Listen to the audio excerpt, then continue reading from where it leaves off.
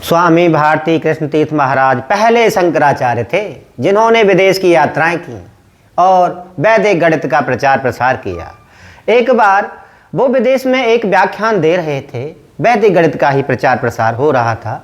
तो उस समय एक महानुभाव खड़े हो जाते हैं और खड़े होकर के कहते हैं कि आपका जो वैदिक गणित है वो गुणा पर बहुत आसानी से प्रभावी है, भाग को भी कर लेते हैं, घन को भी कर लेते हैं, वर्गमूल भी कर लेते हैं, क्या आपका बीज गणित में भी प्रभावी रहता है? तो उन्होंने कहा कोई भी प्रश्न पूछ लीजिए आप। तो उन्होंने एक दो संख्याओं वाला प्रसार पूछा तो उन्होंने तुरंत उसका जवाब मंच से खड़े खड़े ही बिना कैलकुलेशन के दे दिया। फिर क्या था, तालियों की गड़गड़ाहट होने लगी। तो ऐसा है वैदिक गणित।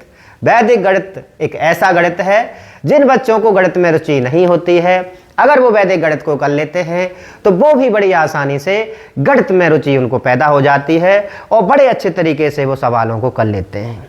तो आइए आज हम एक उसी सीरीज के अंतर्गत एक न्यून पूर्वेण को पढ़ रहे हैं, जिसमें हमने पढ़ा था कि जैसे संख्याओं का गुणा करेंगे तो 9 के अंक भी उतने ही आ जाएं या 9 के अंक अधिक आ जाएं।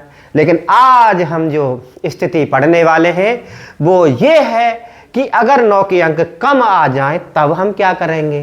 तो देखिए, अगर गुणा करते समय 9 की संख्या कम हो तब संख्या का एक न्यून करके, नियम तो यही है हमारा कि एक न्यून पूर्वेण, यानी कि एक न्यून करना है।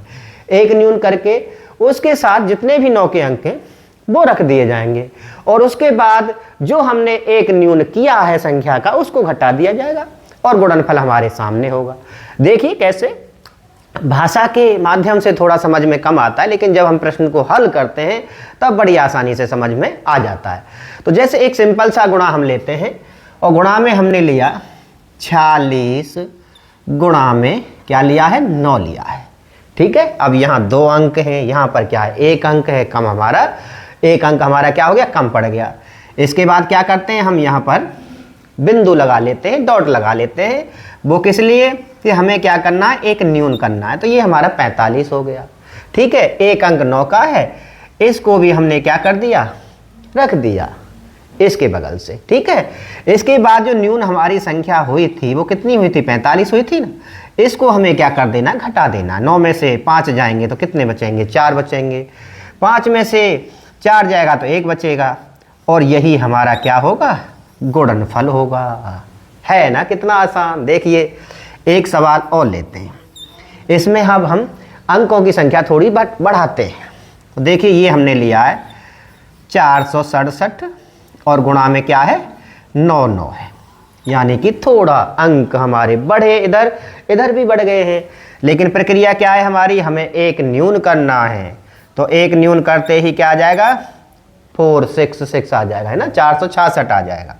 इसके बाद क्या कर देना है, 99 का जो अंक है वो सीधा सीधा यहाँ लिख देना। इसके बाद क्या है कि जो न्यून किया था, एक न्यून किया था, उसको अब हमें क्या कर देना है, माइनस कर देना है। देखिए हो गया माइनस।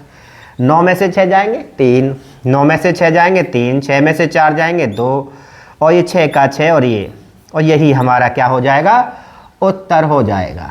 कितना आसान है वैदिक गणित।